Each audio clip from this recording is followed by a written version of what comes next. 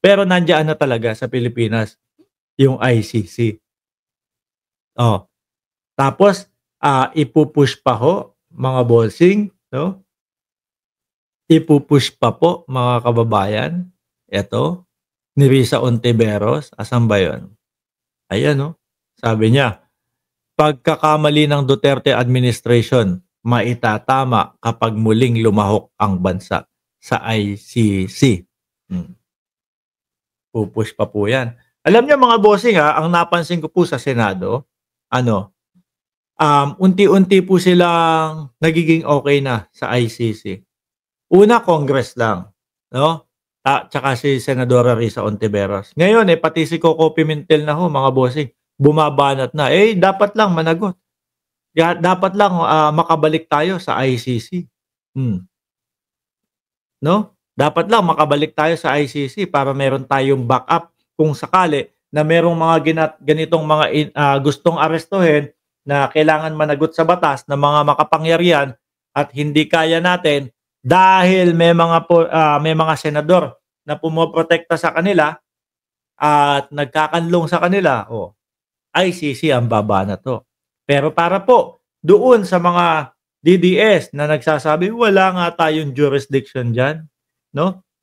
Ang nakikita ko po diyan kahit wala tayong jurisdiction, mga kababayan, kapag ang ICC ready ng i-serve yung warrant of arrest, pupunta kay Interpol na ang sinabi ho, mga kababayan, 'no, ng ating pangulo,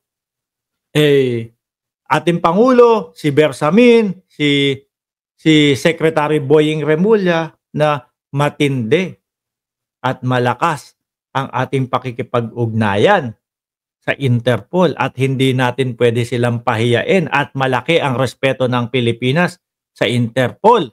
Kaya kung sakaling meron silang gagawing operasyon, hahayaan lang. So, pag-konektahin niyo mga DDS, ICC ready na sa warrant of arrest, tapos lalapit sa Interpol, "Paki-serve naman 'to kay Digong, kay Bato, kay Albayalde, kay Bungo, paki-serve naman lahat 'to sa kanila." 'No?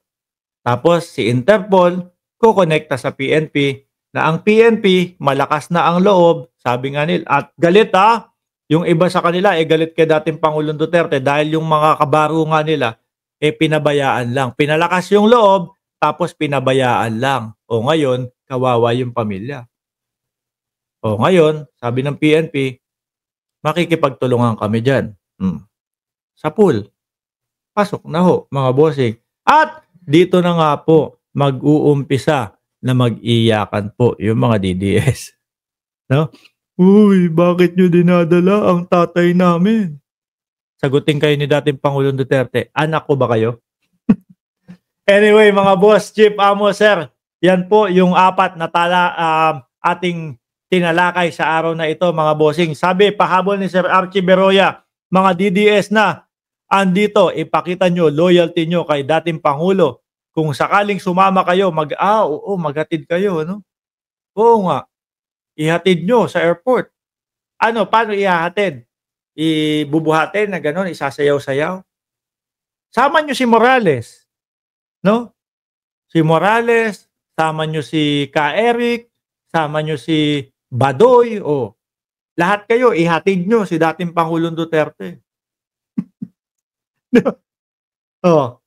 Mag-iyak, wag kayo mag-alala. Kung sakali na kayo ay mag-iyakan, nandito lang kami.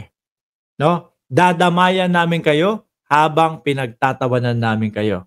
Anyway, mga boss, Chief Amo, sir, marami na po ang nandito na manghihingi na naman o maghahanap na naman po ng 20 pesos na bigas.